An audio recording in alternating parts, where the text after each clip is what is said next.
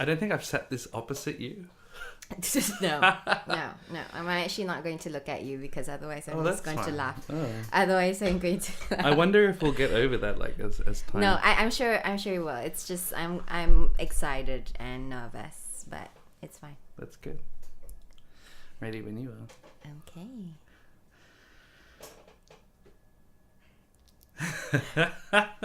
Okay, 3, 2, 1.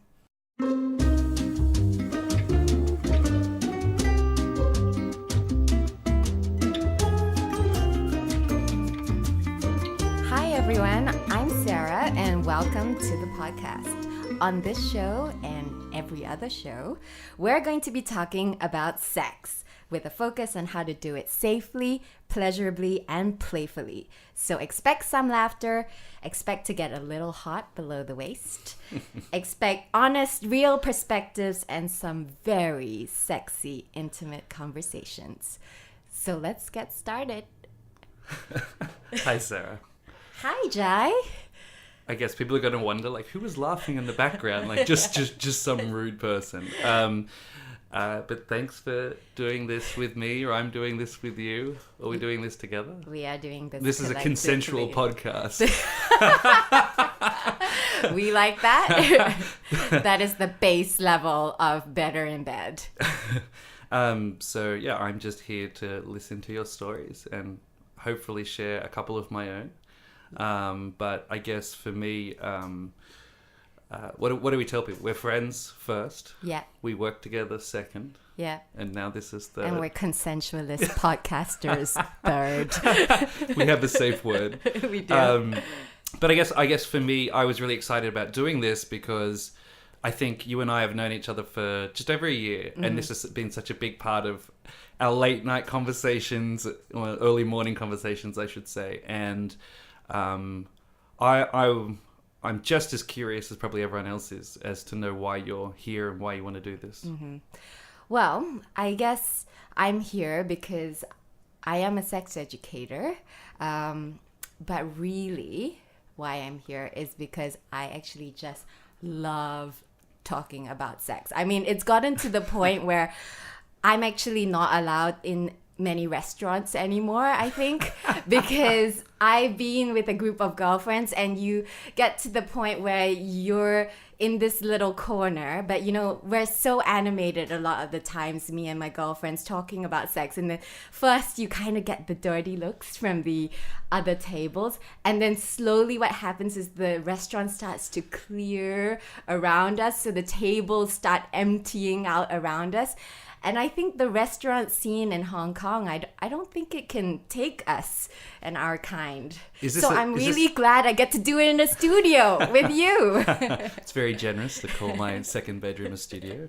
So was this a planned conversation about sex in a restaurant, or you just always end up talking about sex in restaurants? I think because of my background, which I'm going to talk about in a little while, I think I've kind of become the de facto go-to person about sex and questions about sex. And, you know, I'm always the girlfriend that if somebody is seeing someone new, I never go, oh, are you in love? You know, where did he take you on your first date? I'm always like, how was the sex?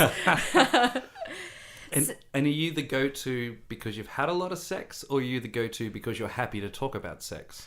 You know, that's a really interesting question because actually talking about sex never really came naturally to me. Really? I know. It's surprising, I know. So I grew up in a very sort of strict and religious, very Christian background from the sunny, sexually repressed shores of Singapore. Imagine that. And my first sort of conversations about sex, I can remember them very clearly. One was my dad sitting me down in a dinner conversation one day and saying, Sarah, you know about the birds and the bees, right? So we don't need to talk about this anymore. How old were you here? I think I was about 15. That was the first time your family mentioned That was sex? the first time my family mentioned. And then the second episode that I also remember very clearly, actually this is seared into my memory, and not in a good way, is that I think also around that age, about 14, 15, the school nurse in Singapore came to our secondary school, and she brought along this like library of photography of genitals. And In a literally, good way or a bad way? Every photo was of some kind of deformed genital, from herpes or warts or just some STD. And the message was very clear, and it was, this is what happens to you when you have sex, which I think brings me to, in a way, why I'm so happy to actually have this podcast and start this podcast, and why in some ways I think it's quite meaningful, because I never had good sort of sex education growing up. And I think this is very typical of a lot of Asians. I had a very sort of what I describe as a fear-based, reproduction-oriented education. And none of it was about pleasure. None of it was remotely entertaining, except for porn. And I think when I first started being interested in sex and obviously doing sex, is that how you say that? Is that the right? Yeah, doing sex. Doing sex. Figuring this sex thing out. Doing the sex. You know, I remember going on Google and just searching like how to have sexual pleasure, how to please a man. So I think in some ways this podcast is like what I feel I always wanted to have, maybe like 15, 20 years ago when I was figuring it all out. Wow. So from that, you know, you mentioned a few things. You mentioned that sex for you was always taboo. And it sounds like it was quite a lot older until out of high school, out of uni? Out of uni. Oh, really? Yeah. I think I was quite fortunate because I managed to get out of Singapore for uni. And I went to probably the most sexually liberal place in the entire world. And definitely in the US, which was San Francisco. Really? The Bay Area. And when I was first there, it was just like, you know, I would have conversations late into the night with my roommates, and they'd be like, you haven't experimented with the same sex? Like, what is wrong with you? And I was like, okay, give me time. I was just getting into it. And, you know, there it sort of opened my eyes a lot to sort of the possibilities of sex. But even then, I think I was still quite shy. And I was still sort of getting over my sort of decade and a half, 2 decades of sort of shame. So I never really embraced it, and I still kept it quite private. So I was experimenting a lot on the side, but I never really got to the point where I could really comfortably talk about what I was doing. Were you shy anyway? Like ever since I've known you, you haven't been, but... I think I was shy when I was growing up. Really? Yeah, and I think clearly my personality has somewhat evolved since then. But I think also my journey of sex has also helped me become more comfortable with myself, right? And it all kind of changed in my early 20s. So after I got back to Singapore from university, I realized that I felt like I was going back into a cage, honestly. Really?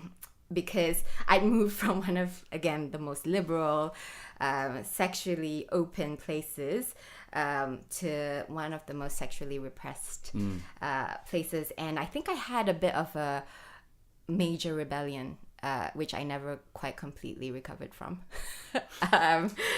And Well, the rebellion was successful then. The rebels won. And I decided that I would not be a textbook Singaporean. And I actually started my own sex blog. And I started writing erotica. And this was all actually inspired by real events, because I had actually broken up with my boyfriend at that time. And we'd been together for a long time. And so I was probably about 22. And then it was like the floodgates were open, you know? I just gave up trying to be like the good girl, in inverted commas. It's quite a euphemism. Yeah. And I actually took a very active role in researching and finding out more about sex. So as part of the blog and to sort of create content for that, I was obviously inspired by my own experiences. So I actually traveled around the world to learn firsthand from like a broad range of sex experts. So everyone from sexologists, bondage masters, to burlesque dancers. And there was some stuff that I loved and some stuff that I was like, oh my God, Wow. This is way too much for me.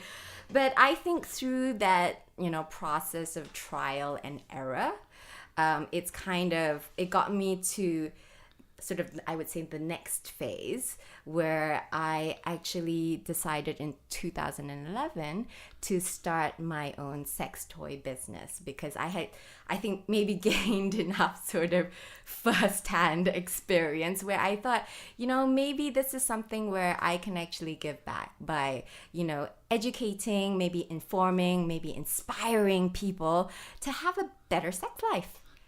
And that's what I think I've always noticed about you, is that the ventures you've had, the talks you've given, and the advice you've given to many people, it is almost purely altruistic. Like you certainly are forthcoming, and I think you do it wholeheartedly, and I think that's what's made you definitely successful for what I've seen. But talk more about the business you started, because that's really where it started to... Okay, so in 2011, I founded Passionately Yours, which was, I think, the first business of its kind in Hong Kong. I think there's lots more sex shops now, but at the time when I started it, there was hardly anything except for in the sort of grotty alleys of Causeway Bay, and I actually just saw it as a real niche for what I was doing. When I started it, I also decided very early on that the point and philosophy of me doing this business was not to sell sex toys purely. It was actually to really give people, the resources, the inspiration, the motivation to live more passionate lives. So the way that I sold was really important as well. So I had an online shop, but I also sold to women specifically through a series of parties and workshops. We've heard about your famous parties. Yes, I call them sort of hands-on, mouth-on, nose-on, tongue-on, everything on workshops where people really got involved. I kept it classy. There was no nudity, nothing explicit, but I thought it was really important to create sort of a very safe and intimate space for women to really ask questions and explore what could be possible for them. Because I think even through your travels, through everything you've done, through your living a life in San Francisco, it sounds like 90, maybe 80% of it is trying. And I think certainly, as we continue from story to story, from episode to episode, like half of it is trying. And I think, even, as a male heterosexual who, you will be quickly painted as, boys will try anything. Like it's not that straightforward. They're for societal reasons, there is a lot of shame, there's a lot of guilt, there's a lot of nervousness tied to sex. And I think, the way you've done this certainly sounds like those safe spaces are what allow people to go to that next level. Yeah, that's really interesting because, I've done countless parties as part of that business with Passionately Yours. And there was so much feedback where women were just saying, why don't you do this for men? Like, seriously, men need to know this information. And I don't know, I wanted to throw the question back at you, how did you start learning about sex? And do you think boys talk about sex, or do you think, where do people get their resources from a guy's point of view? Yeah, well, sorry, like I literally, that was my reaction. That like as soon as you looked at me and I'm like, oh, we're doing the questions now. I was like, for me, I don't think boys want to talk about sex. I don't think they talk about it like most people think they will. And I know we'll go into this probably in a later episode, but I think for me, what was appealing about, doing this podcast was the fact that it's not normally a guy and a girl talking openly, nervously, and for everyone who's listening, very sweatily as well. We've just turned off the aircon in here. Sarah and I were a nervous wreck before doing this, and we're like, this is what we talk about all the time. But no, I don't think they do. And for me, it was certainly I grew up pre-Google. And it was definitely the age of the internet, but it wasn't the sophisticated internet we know today. Mm-hmm. But I was sexually active at a very young age. Mm-hmm. It was first sexual experiences were about 10 and 11, but sexually active fully probably from about 13 or just before. And it was through trial and error. I was incredibly... I was very curious. I was intently curious. I was doggedly curious about the opposite sex. What made them think? What made them sexually aroused? What drove them to do the things they wanted to? And I think eventually there were a couple of guides in my life, and one of them was a very close girlfriend I had in high school, who I haven't spoken or thought of until tonight, actually. And it wasn't that she was my partner. She was just someone I could confide in. Mm-hmm. Because she was a couple of years older, and she knew I was dating someone a couple of years older in high school, which was unusual for someone in year 8 or year 9. And it was everything from how to kiss a girl to how to be with them, and how to approach those subjects. And I think she just really cared about what that was. And definitely being a naive 14-year-old boy, that really helps. Did you feel any sort of shame when you were starting out your sexual journey? Because I'm aware that you're Aussie and I'm Asian, so I feel like sometimes in the West, the way people learn about sex is slightly different. I don't think it was shame driven. I think there was a lot of pressure from my parents to be careful, and I think that was in retrospect. I think I pushed the boundaries even harder because I wanted to rebel, and I was that useless teenager who wanted to do that. But in all honesty, no, I don't think I ever felt any amount of shame. It was like going to a party almost. But I think for me, emotionally, I could tell it was a lot more. Even back then, I remember experiencing emotions at 15 and 16 that... I don't think it was till I saw the movie Closer that I really understood, like, oh my God, these are feelings other people have. And so I think it was that. I think it was this foreign... So you felt a bit isolated. Yeah. Like, who else would understand this? Why do I feel angry? Why do I feel sad? Why do I feel embarrassed? And I don't think they're things you really think about as a teenager until you're naked lying in front of your partner. Yeah. And I think you're very lucky that your parents actually emphasize safety, because I think for me, my experience was so different, and I did the typical thing that you do in these sort of sexually repressed cultures, and with a lack of sort of sex education, proper sex education. My first sexual experiences were completely unprotected, actually, and at the time I was still sort of kind of religious, and I had this thing where I thought, God's will keep me from getting pregnant. Really? Yeah. Seriously.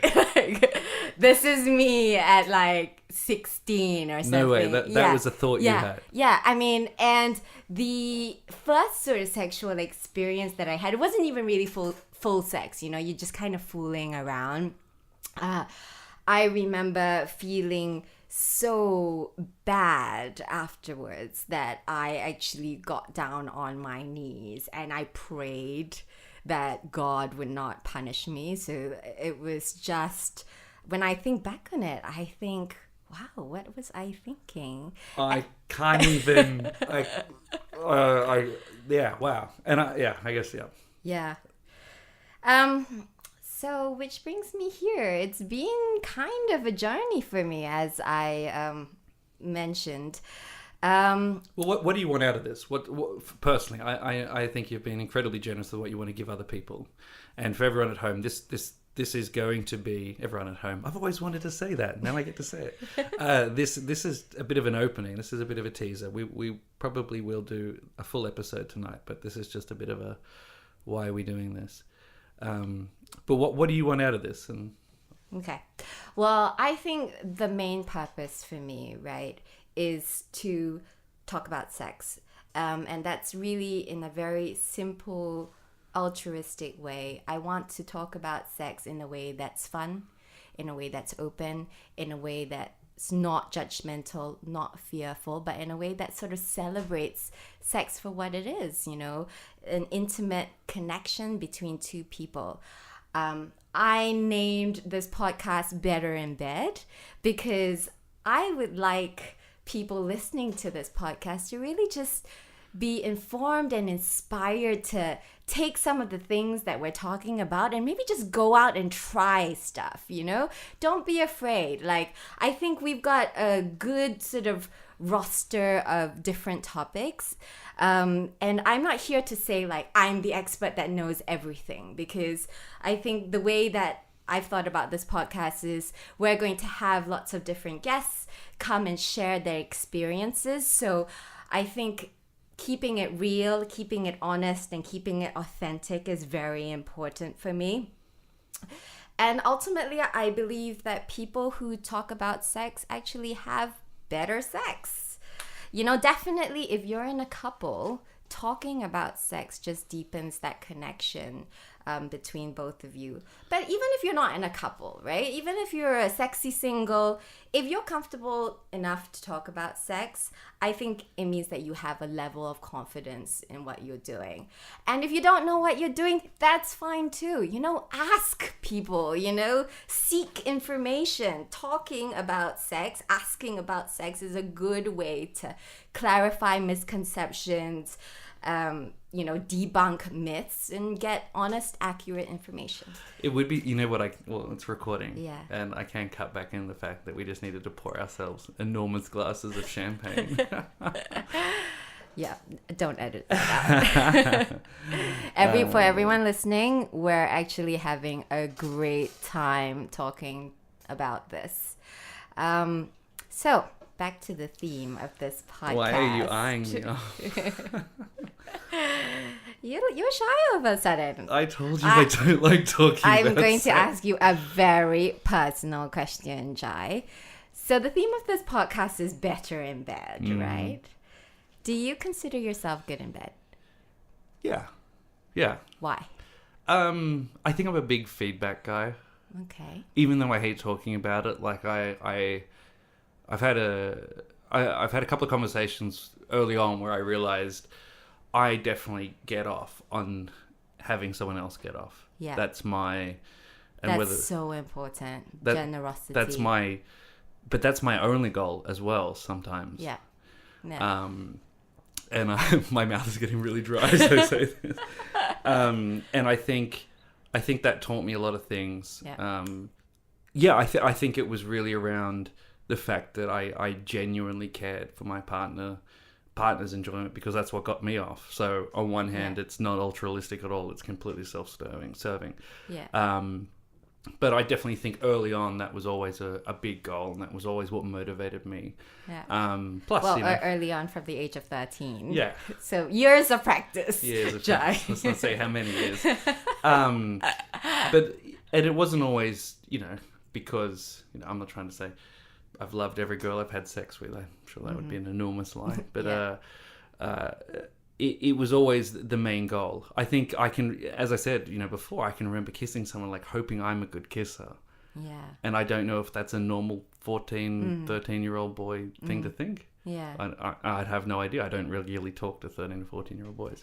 Well, maybe this podcast will be reaching Let's hope it. 13 Well, yeah, I guess or it should. 14-year-old boy somewhere in the middle of the world. But we haven't even talked about that. Like maybe it should. Maybe it should. Maybe that's the lesson you need to learn. You know, I remember my cousins who were a lot older than me. I would never ask them about this, but maybe I kind of should have. But yeah, no, I think I'm pretty good. I'm definitely a giver. And I think that's so important. I mean, I think to me, being good in bed is in some ways giving more than receiving. I have two actually quite funny stories about how I really don't want to toot my own horn or anything, but this is actually quite funny. So people have said that on more than one occasion I have actually ruined sex for them, which I'm like, thank you, I think. And the other sort of little anecdote, for some reason, I seem to be like on the top 5 list of most of my married friends who to have a threesome with. Like Sarah is in the top 5. Actually, I'm probably on the top 1 or 2 of some of my married friends. I was about to well. say, having a top 5 for your married friends. I know. Yeah, how many people do they know who would want to have a sitting in threesome bed like with? Yeah. I just remember like this detective wall and got like red thread drawing between all these people. And you know what? That's happened more than once. So I've had a few married friends go, you know, if we had to have a threesome, you'd be our first or second pick. I'm like, first or second. I'm just like, tell you okay. I'm sort of like, thank you. But did they word it like that? Did they say if we had to? I think it was more like if we hypothetically. Yeah, if we were hypothetically considering. While we are tooting our own horns,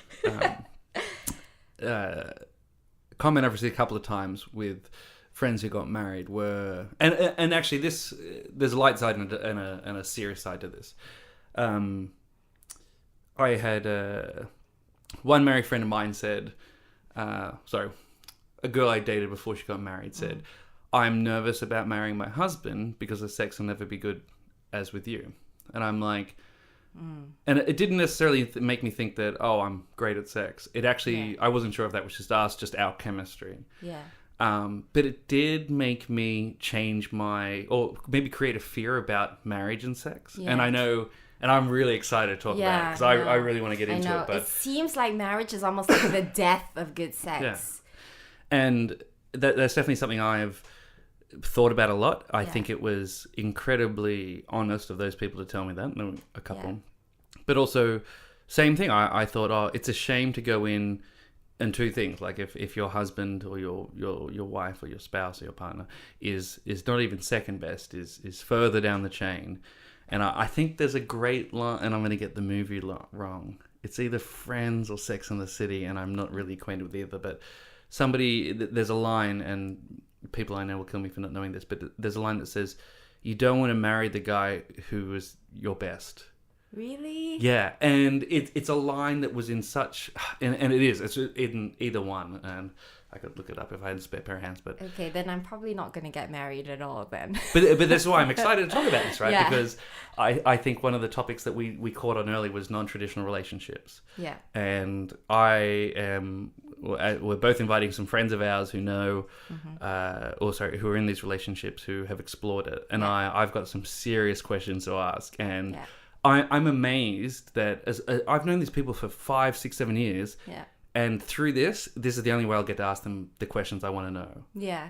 And, you know, I myself have been in a non-traditional relationship, so I can definitely share on that. But I'm really excited because I actually think that monogamy is one of those things that is just so prevalent, and people just assume it's a default way of running your relationship.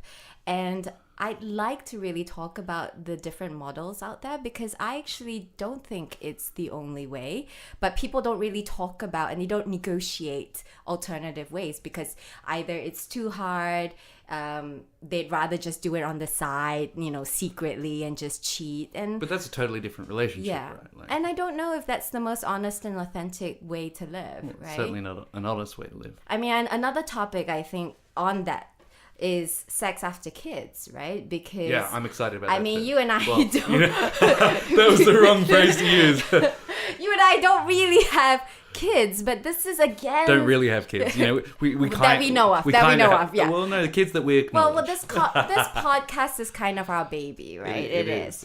Um, and this is consensual, just for those at home. Absolutely, but I mean, I've also heard from so many of my married friends that after kids, sex just takes a real nosedive, and you really have to make a big effort to sort of ramp it up again. And so I'd love to actually hear, again, personal stories about people who have done it and what worked for them. And I think I'm, selfishly, that's what I'm excited about too, is, those questions plague me. I think a lot of this, again, selfishly, is about me learning to talk about sex, so I really don't talk about it well, as we'll learn. And I think that's more common than people think, if not the majority. But what do you think that makes somebody good in bed? Okay, well, I think, of course, it's a mix of technique, right? Straight to technique. But also attitude.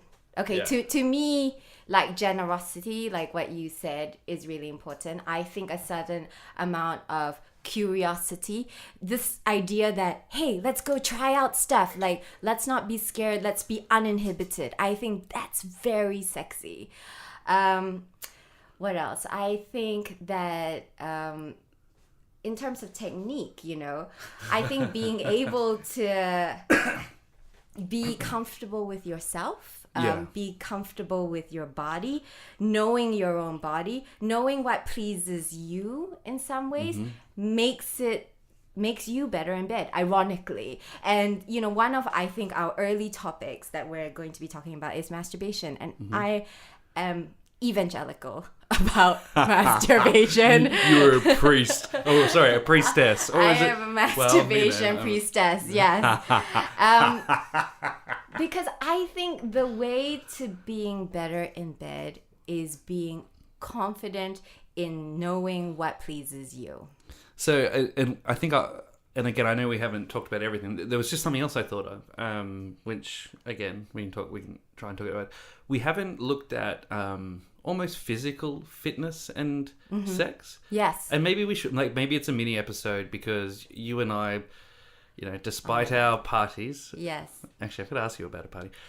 Despite our there will be one topic about that.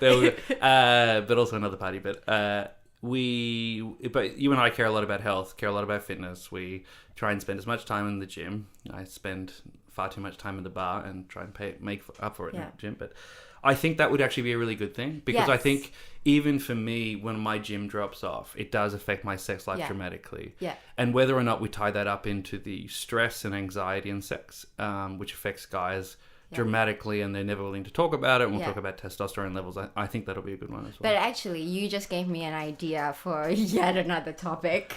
But sexual fitness, right? Yeah. And in particular, what's really important to talk about sexual fitness isn't just, of course, like keeping yourself just physically fit, but there are certain muscles that you can exercise. Really? Pelvic floor muscles, for example, works for both men and women. I think we should get somebody to talk in detail about that, because that also makes you last longer in bed, have stronger orgasms.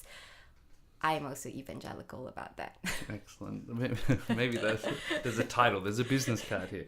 Well, actually, I spoke to my personal trainer about whether he would talk about it or not. And I think he's willing to. He's an incredibly fit guy who we'll see what he's wanting to do. I think what's really important to talk about as well, and what I'm really excited about is there are some sort of myths, that I want to clear up. And one topic that I really feel quite personally about Oh, really? is female ejaculation, squirting. So, you know, I'm just going to come out and say it. I am a squirter. I love squirting. But I'm telling you, I know, we've even talked about this before. I know. But you know, some of the reactions that I get when I do it varies, really varies. And there is so much misinformation and misconceptions around what is actually squirting that I'm just waiting for that week where we can talk about it and clear that all up. And I think I'm excited to talk about the fact that, yes, some people are and aren't, but I think the interesting space are those who never have been, who do.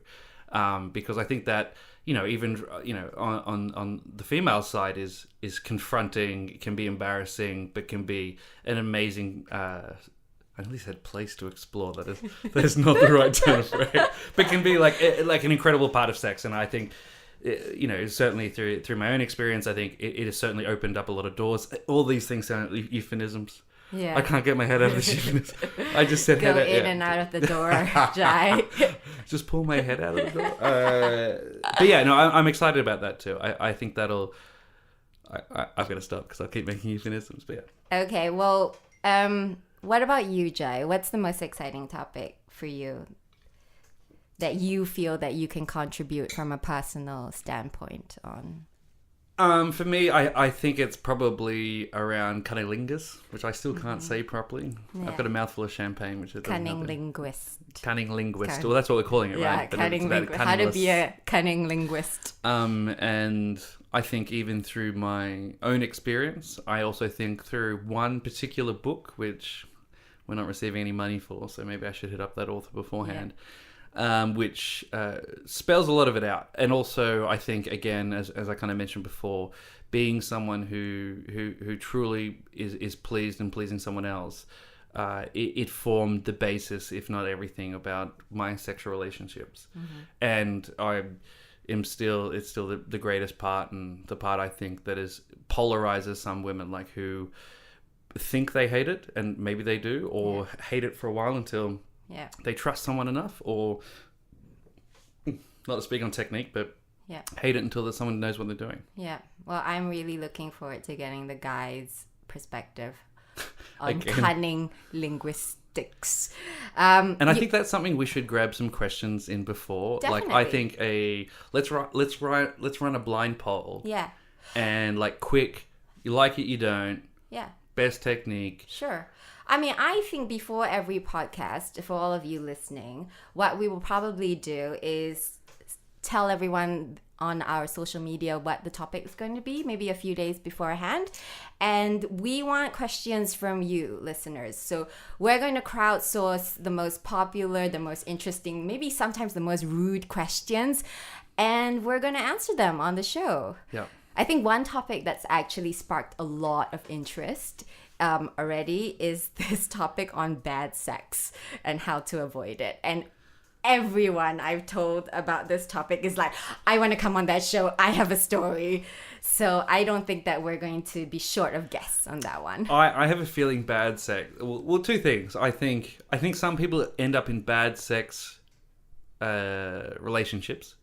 So their sex life is bad, and I don't mean they're not having sex. I mean their sex life is dull, boring, and I've got a few anecdotes from people around, you know, hormonal imbalances right through to just never having an open conversation, and I've got definitely a bunch of personal stories around how longer term relationships have affected me, how anxiety and depression have affected me and a few of my male friends, but I think also on the lighter side of it, I just can't wait to just let's just get a bunch of funny stories as well. Let's just get the horror stories. I mean, that could even be 2 episodes because everyone has a horror story. I was talking about one of my this is only last night actually. Yeah. I was talking about one of my first sexual experiences as a teenager involving braces. And